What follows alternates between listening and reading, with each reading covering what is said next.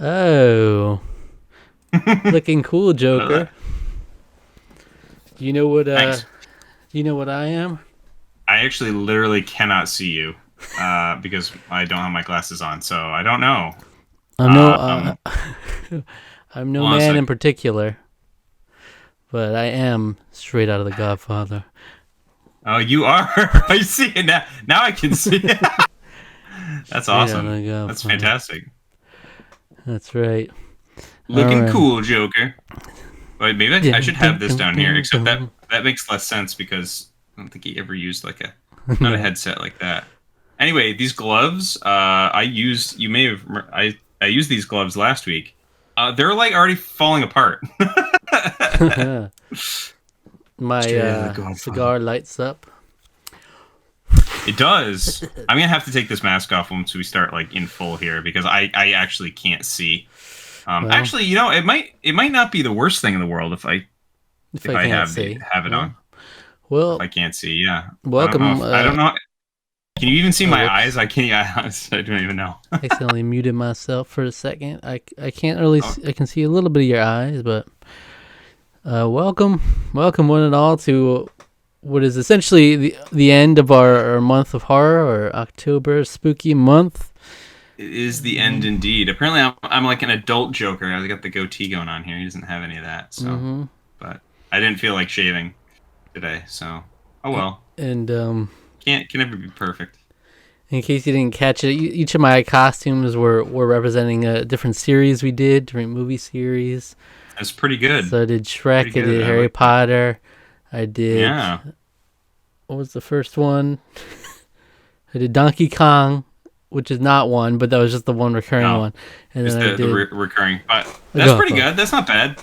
Let's Yeah. see. I'm two anime characters and a Pokemon. Well, you could consider me a game character too. Joker is Persona 5 is definitely both anime. It's very Oh, anime aesthetic. Primarily a game character, I guess, is what I would say. So, but that oh yeah, is but I mean, Persona. so I still have a couple movie series that are not represented. You know, Yeah, one you got to day figure that a out. Ghostbuster and a Halloween Town costume. One day maybe. What was my first? I'm trying. What was my first costume again? I don't remember anymore. um, Oh, I was most critical. that's right. That was Charlie. So, So I mean, it's a simple all week right. for us. We're here. We're talking about Sweeney Todd, the demon barber Yes. of Skeet Street. Okay. Don't call it that ever again. First of all, first and foremost. Rita Skeeta. Uh, Second of all, boy, the time about people in need of changing hearts. I mean, if only Joker had been there. Am I right? Um, uh, anyway, He wouldn't have yeah, lasted a day under my regime. we watched Sweeney Todd, the film version of Sweeney Todd, from 2007, starring Johnny Depp, as well as Helena Bonham Carter. Alan Um, Rickman. Alan Rickman Oh was. yeah. I didn't even know he was in this before we Okay. started watching it. I just knew those two. I didn't know he was in it. And we also had was it Timothy Spall? So we had a little bit of the Wormtail and Snape were in this. How about Right. that? Exactly. Of course, it fits And right in at Bellatrix home here. Lestrange. So it's Yeah. just a whole Harry Potter, union going on. So it's like they get off working on that film and they go And they go Johnny hang out Depp, with straight out of the Harry Potter universe as well. also in the Harry Potter universe. How about that? What the hell? Crazy, They all fit. crazy. They all fit right in there too. They're all right. They Yeah, fit perfectly in there. yeah. So, what do you think? We're gonna do a little spoiler-free section in the beginning, and then spoilers. Sure. I mean, so neither of us had seen this before, but I actually do have some history with Sweeney Todd, because I saw a production of it done when I was in college, and I also saw like a youth production of it. So when I was dating my last girlfriend, for some reason, she really wanted to go support one. I mean, this sounds really stupid. It's like for some reason she wanted to go support her friend, but it's like okay. So, but her friend was like in charge of doing like a middle school production of Sweeney Todd, where like the adults all played the adults, and the kids just played like Toby and like some of the other like ancillary characters. But like all the adults were played by like the adults, so it was kind of weird. It was also like really like trimmed down a significant amount. That production was terrible. I mean, it was middle school, so I shouldn't have been expecting much. So fucking amateur still, like, acting. It was still no, it wasn't even that. It was just it was actually the entire production of it. It was just the way it was like staged. Wow. And there was a moment where during the montage of you'll know the montage. I'm not going to go again. No spoilers. It's. I mean, this has been a thing for like almost 50 years. So, okay, but I haven't seen it. So guess what? What if I had gotten it spoiled? Well, okay. Well, whatever. Then that's too bad. But in any case, during the montage, the kids decided to like they were using an overhead projector for the stuff happening. We'll just say that. And there was one time where one of the kids did like the Terminator thumbs up, and I was just like, why did no one stop that? Well, I think when you go into a middle school production, you gotta take the critic cap off. You just gotta set it off. Here's the thing. I thought they were singing was fine or whatever, but like, yeah. When adults are the ones in charge of the actual production, and that's the part that I'm having those problems with. Yeah. Anyways, it was not good, but that's okay. Because anyway, I love the musical very much. I am a very big fan of it.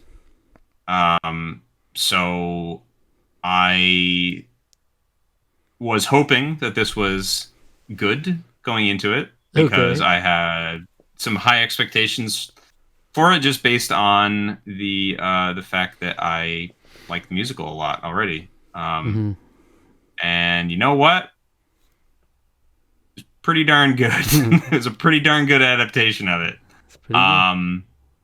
So I mean, yeah, I mean it hit pretty much all the beats that it had and needed to.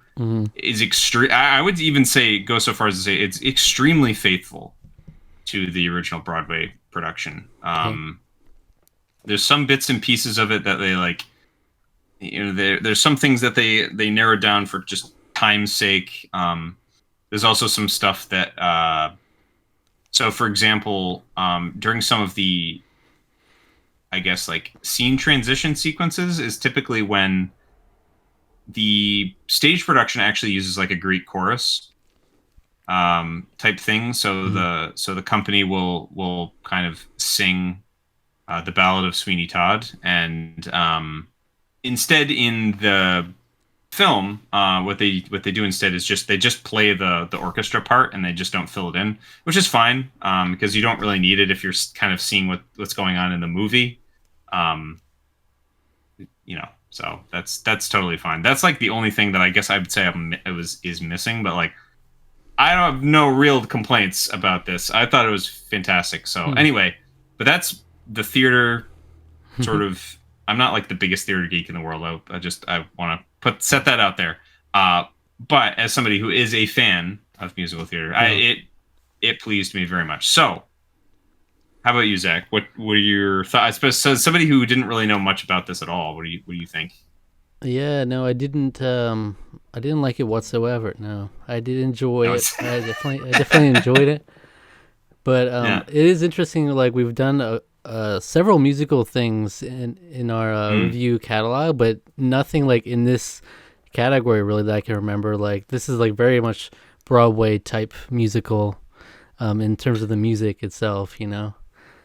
Yeah, it's like I mean, so you have to be into the like that kind of musical thing if you were gonna listen to this. Like, it's not as like radio ready kind of music. You know? Not at all. This is very complex music.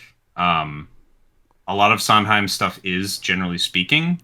And this is, I would say, is like the gold standard for complexity for, um, in terms of just like analysis and performing. Like this music is not easy. This is very challenging music to perform. So, um, and the Broadway production is, I think, 80% sung through. So only 20% of it has no music. So most of it is singing, which is not really the case for like a lot of Broadway shows. So, that's pretty impressive, I would say, overall. And this, I think this reflects that pretty well. Because there's not like tons and tons of musicalist dialogue. So yeah, there's a lot of really really cool stuff that I appreciated about this movie. I will say, like, in terms of the plot, there was a lot of moments that were like heavily telegraphed. So like I could see exactly where it was going. Yeah, that is kind of the problem with, I think, with that is, to me, was sort of one of the main problems that I have with it is like, man, it's like you're kind of just like, it's obvious what you're doing here because you're hiding this person's face.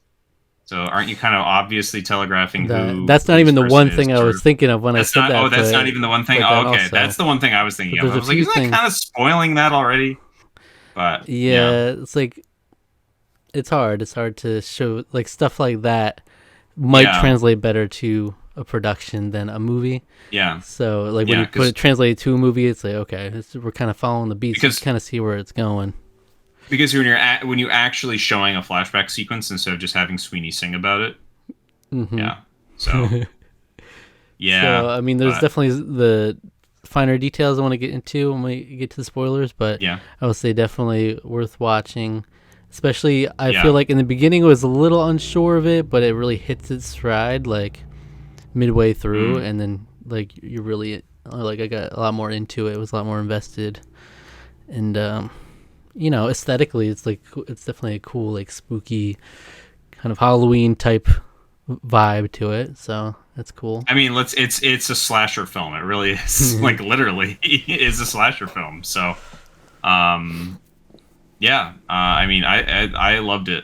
I thought it was excellent. Highly recommend it if you are unfamiliar with the source material already. I definitely give it a watch. If you're not too overly squeamish. I mean, there was nothing like overly horrendously gruesome in this, I would say. There was definitely a lot, but it was very it's interesting because it was very theatrical in how much of there was. Yeah, really. It's just really the checkbox, like, if cannot look at blood, all right, don't watch the movie. Yeah. You check off that box, it's all right, this is a no-go. But it's not really much more than that. Yeah. Tomato soup. Yeah. It's more like, you just have to really be turned off by blood in general to not be able to stomach it, I think. But yeah, so you want to get into the spoilers? Yeah. So, sure. Where you want to start? So the thing I was kind of saying was super telegraphed. The first thing that came to mind was at the end where, what was Helena Bonham Carter's character again? Her name? Oh my gosh! I was literally just thinking about this. Like, I'm literally remembering, like, Judge Turpin, Beetle Bamford. Yeah. Toby. Miss. Lovegood.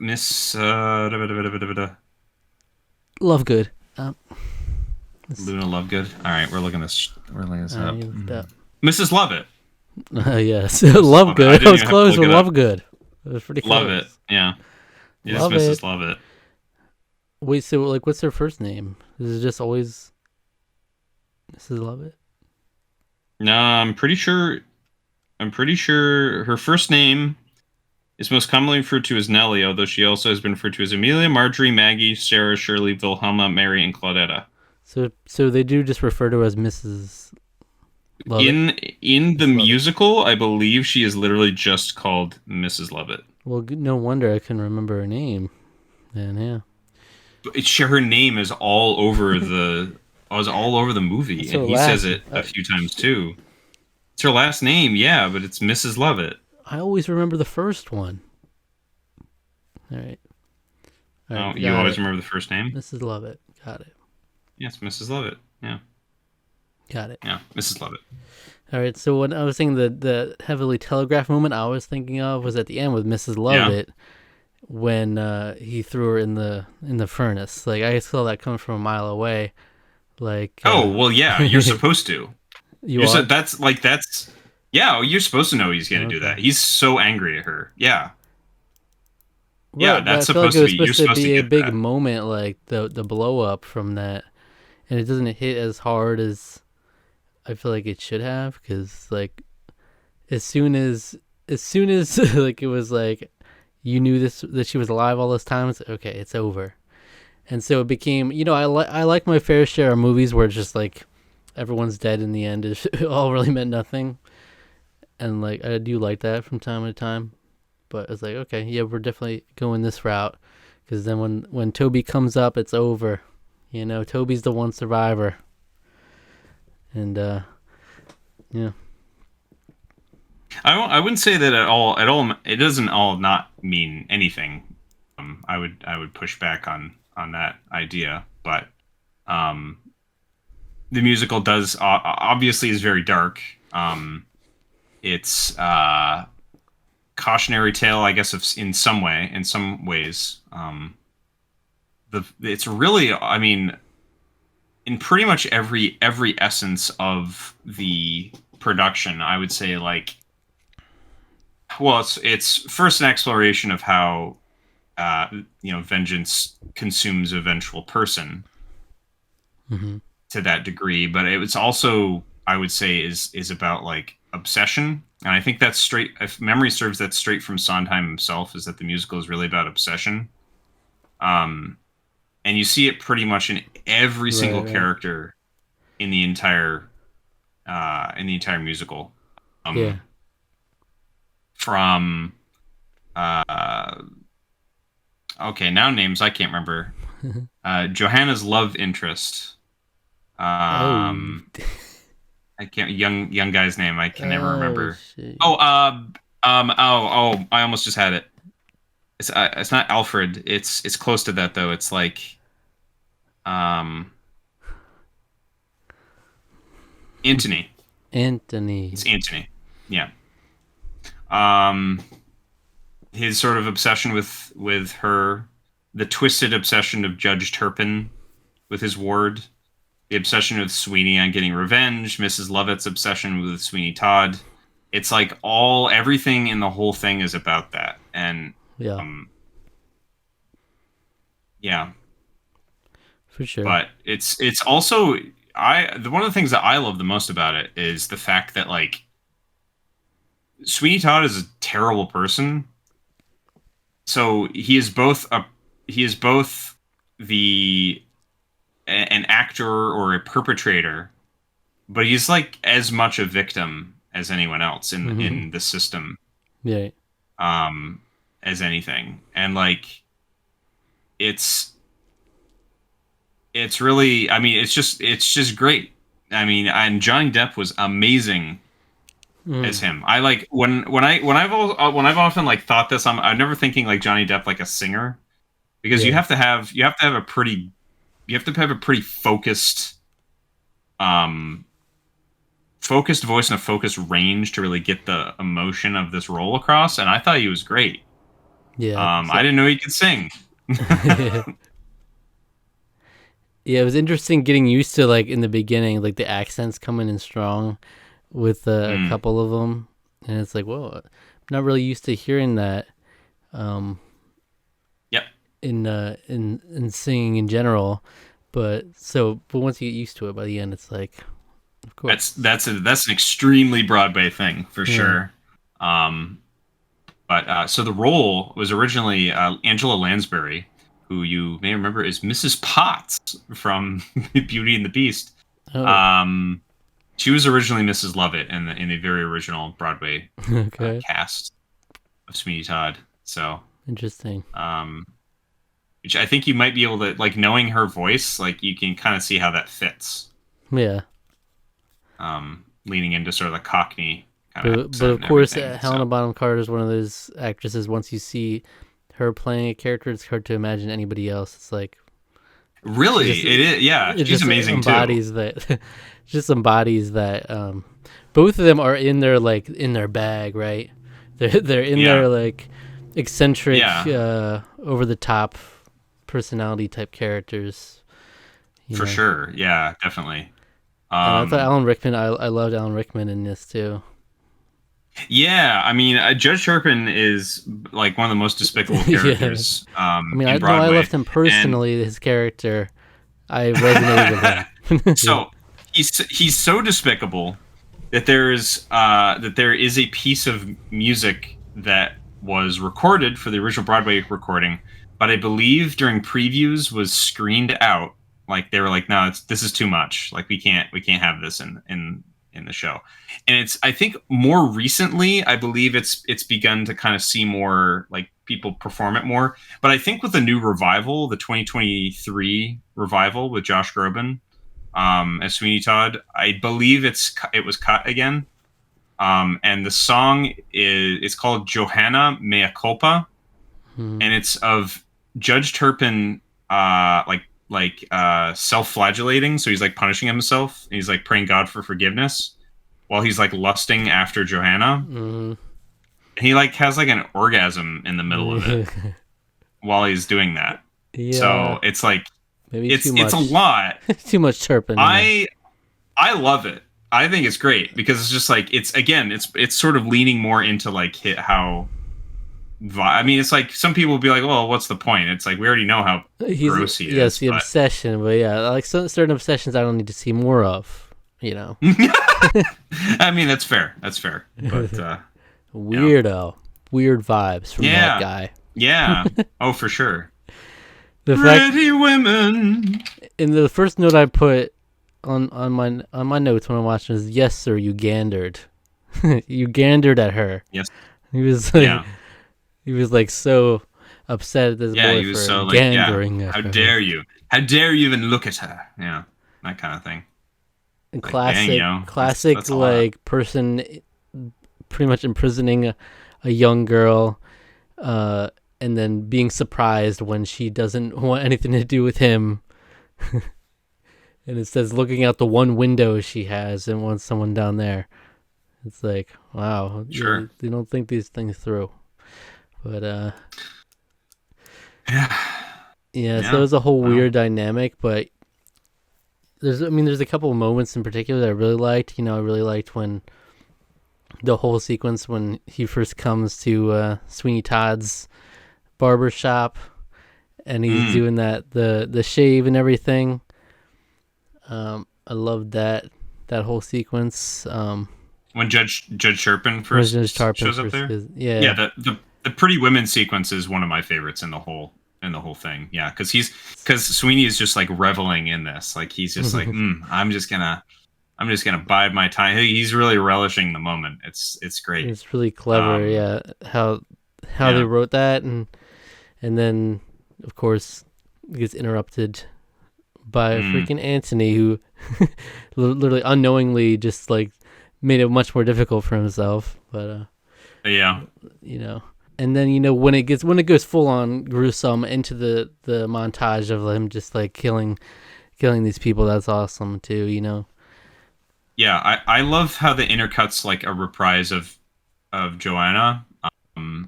That's another one of my favorite. Musically, that's probably one of my favorite parts of the musical, because like it's just this like really, it's Sweeney's completely lost hope and basically talking about that. And then it's Anthony looking for Johanna, like still with a little bit of hope, still existing with our characters.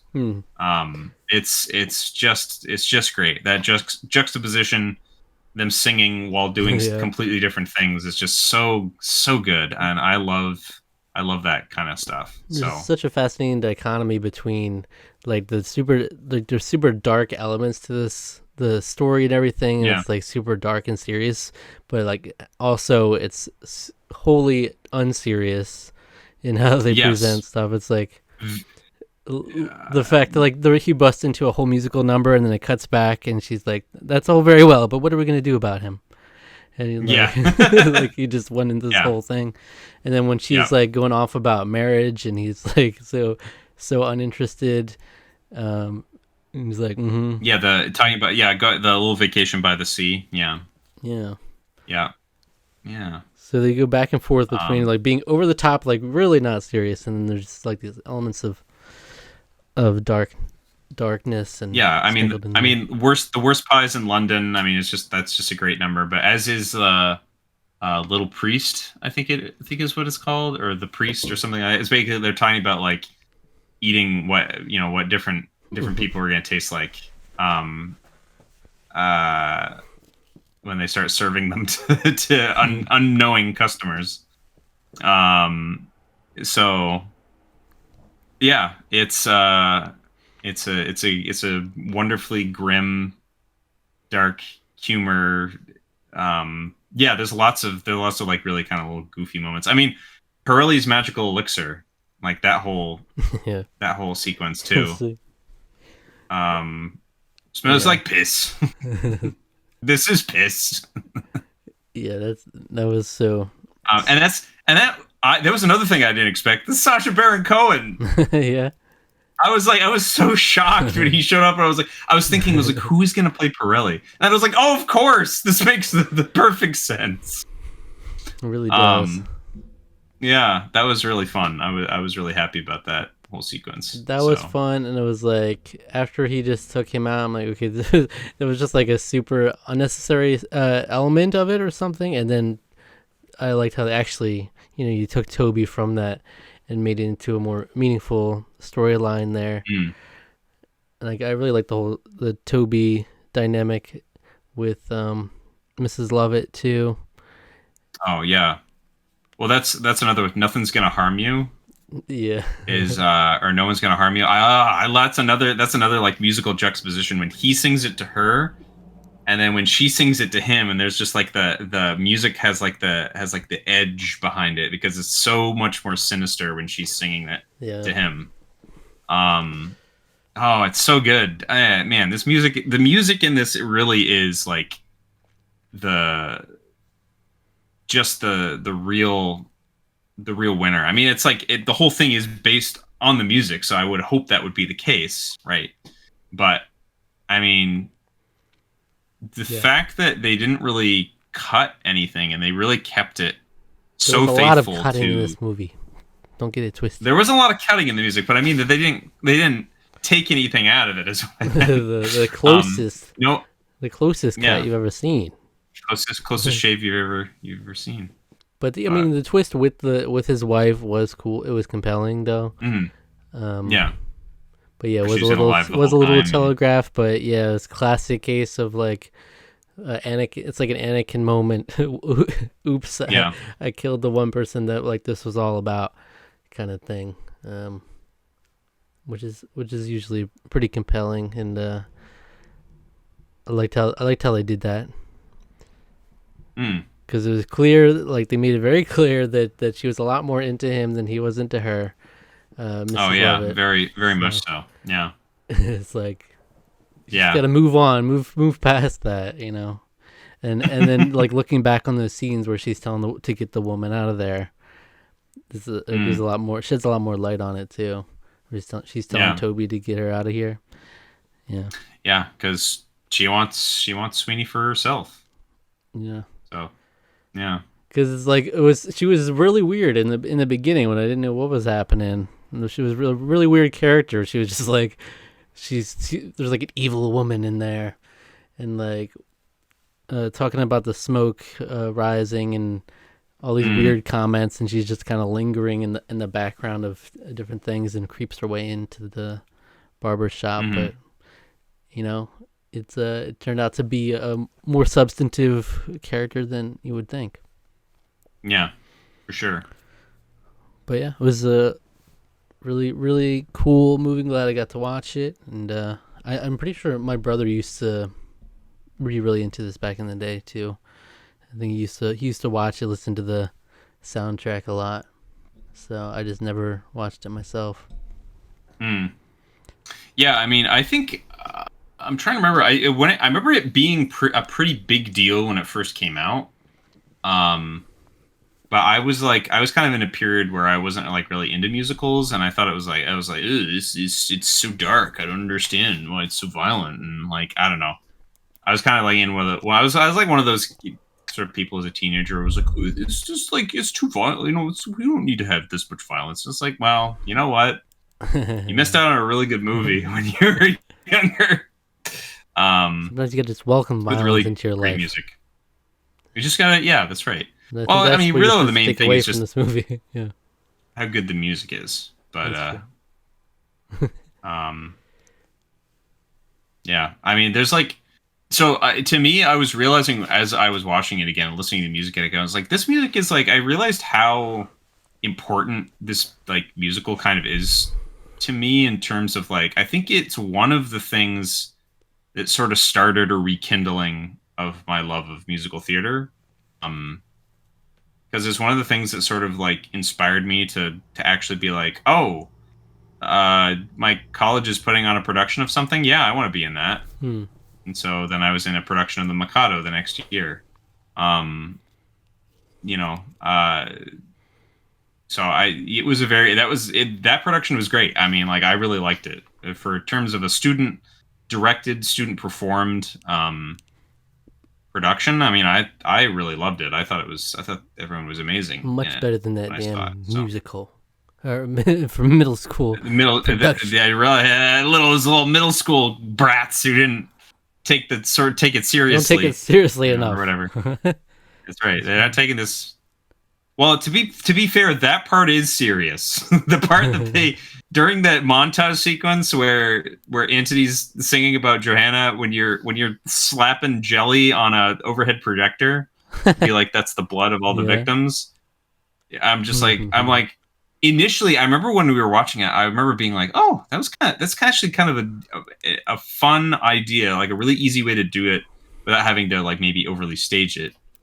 Because it might be too complicated for like middle schoolers to get. And then when one of them did the thumbs up on the way out, I was like, it's just like I mean, you I can't take back stop them. everything I Once the said. production's live and going on, It's true. they can do whatever cannot they stop want.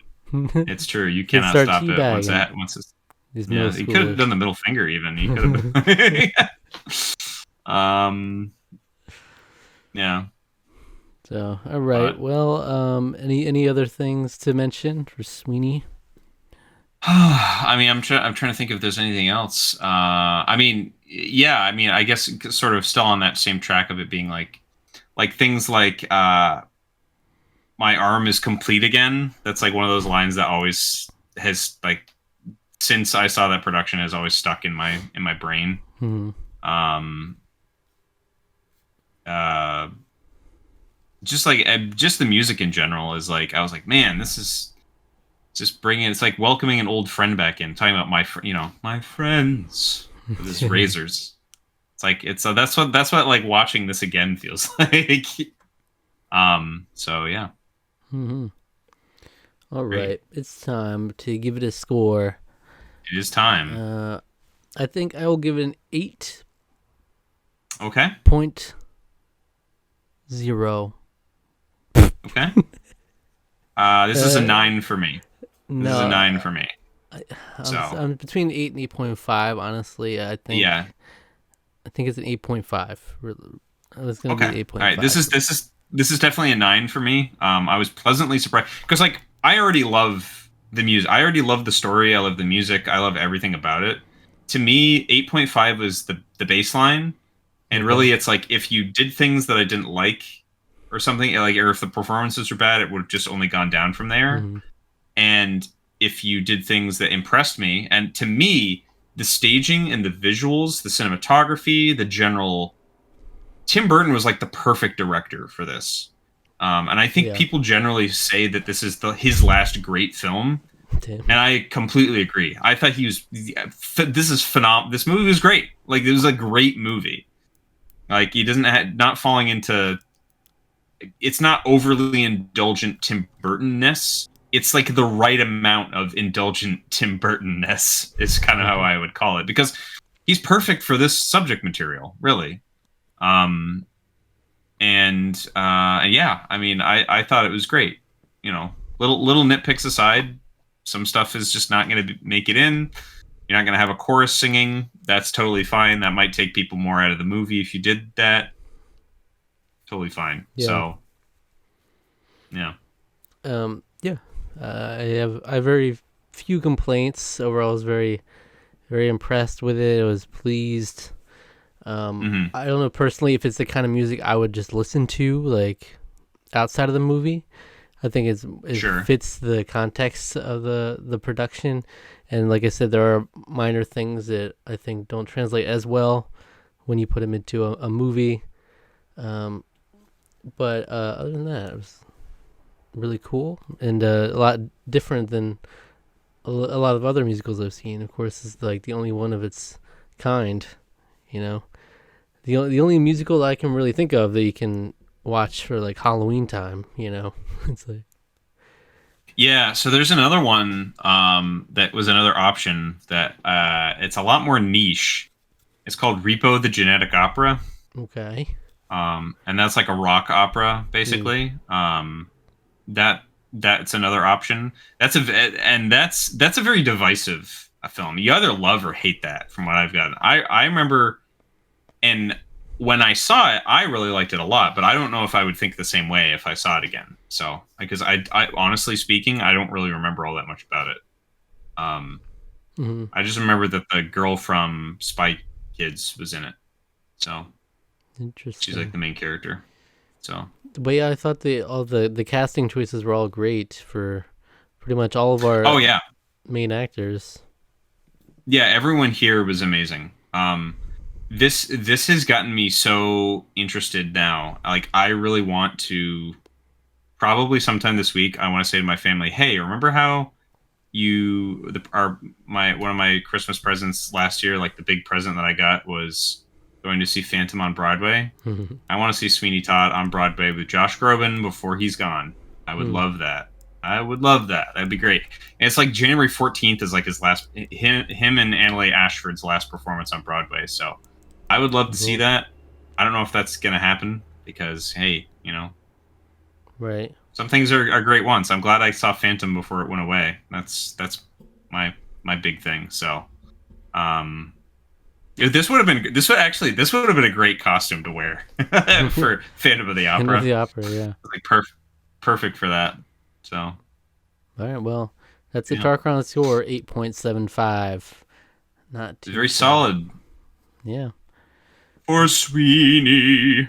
Now that's for Sweeney Todd. That's right.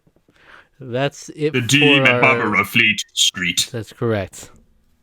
That's it for our month, or our month of horror officially. But yeah, we do have a bonus, maybe a bonus horror-esque thing on its way very soon. So there will be. We're not dressing up for that occasion, but we will be having some little extra bonus in November. So stick around for that. Yeah, I will say this. If you know our pattern of generally what we have done in years past here, then you probably have maybe an idea of what we're going to be talking about come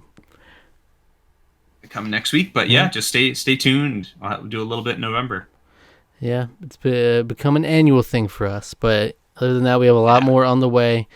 A lot of reviews, discussions, shenanigans, a lot of fun things on the way, as always.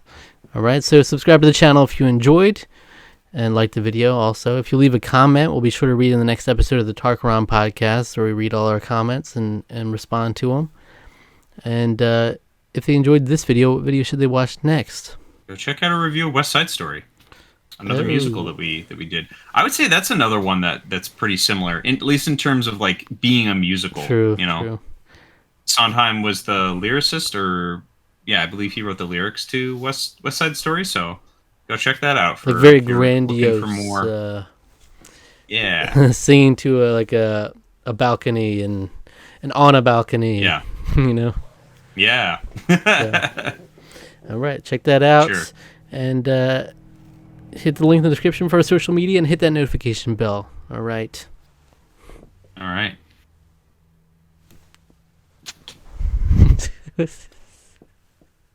Dun, dun, dun, dun, dun. Do do do do do do do.